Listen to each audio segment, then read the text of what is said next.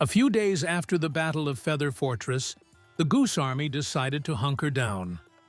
Chief Sitting Goose needed time to draft a new plan to defeat the gnomes in the field.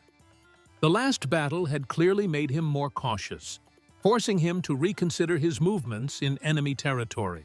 It was late March, and a heavy snowfall blanketed the land, slowing the army's progress even further. Sitting Goose understood that time was not on his side.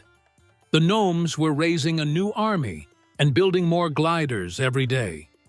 At best, he had 6 months to crush the Gnome King and destroy the capital city, if he wanted to avoid drawing even more of his nation's people into the war. Yet, the snow had its advantages.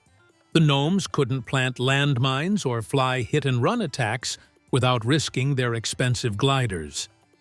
This temporary stalemate, however, was taking a toll on the inexperienced Goose Army. Frustration grew as promises of gnome bloodshed remained unfulfilled. To boost morale, Chief Sitting Goose devised a bold plan. He gathered all 20,000 of his elite Goose Rider cavalry and ordered them to destroy a nearby gnome settlement.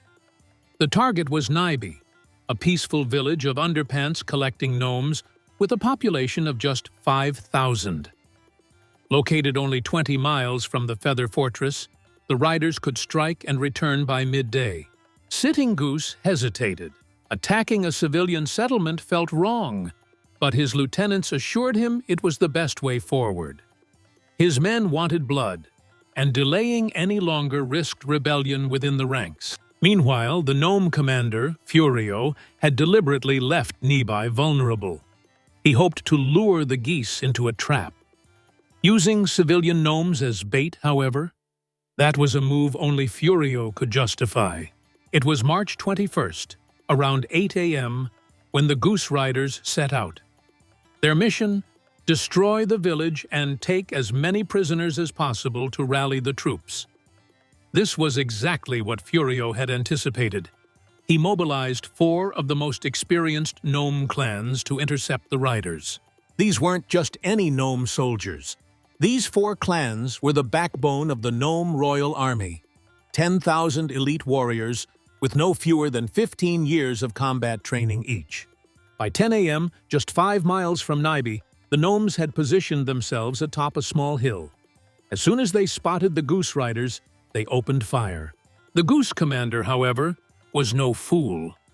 Determined to avoid a repeat of past failures, he ordered his riders to push forward toward the village, despite the barrage of gnome mortars.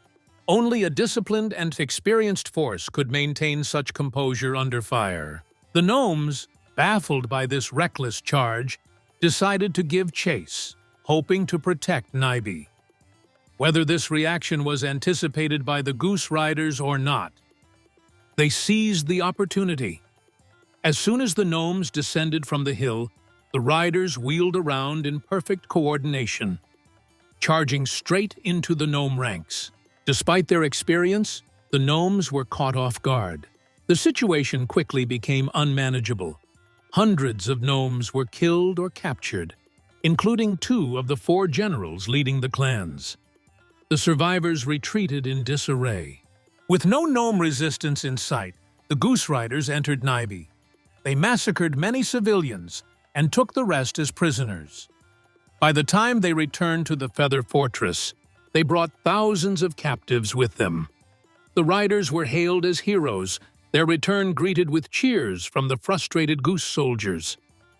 This decisive victory shifted the momentum in favor of the Goose people. Morale soared, and Chief Sitting Goose knew this was his chance to unleash even more havoc before his eventual march on the gnome capital. But the scattered gnome clans regrouped and returned to camp, bringing news of the massacre.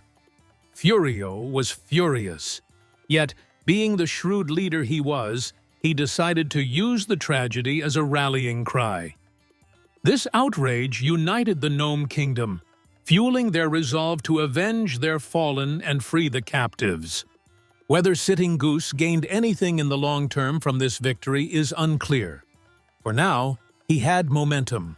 But in strengthening the gnome resolve, he may have unwittingly sown the seeds of his own undoing.